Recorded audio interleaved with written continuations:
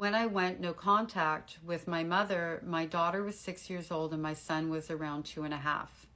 My daughter was treated by her as the golden child. My daughter was the weapon. So she would treat my daughter in ways to make me look bad. She would treat my daughter in ways to create division between her and her little baby brother. I mean, that was a big part of the reason that I went no contact, was I saw the cycle beginning to continue. Obviously, because of this, my eldest daughter really missed her, and it broke my heart. It was a very hard thing to try to explain to a 6-year-old why grandma is bad when she wasn't bad to her.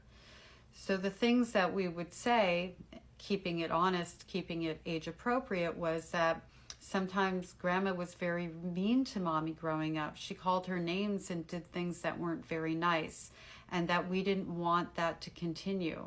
That emotionally she wasn't well and that she kind of couldn't control herself, that sort of thing. Carefully, because we are talking about a 6-year-old.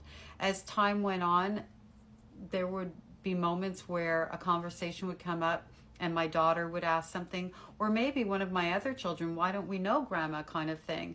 And we always just kept it very age appropriate, very honest, and very careful not to traumatize them with too much information. I mean, you don't want to tell a small child that grandma threw your mom out the window and broke her arms, right?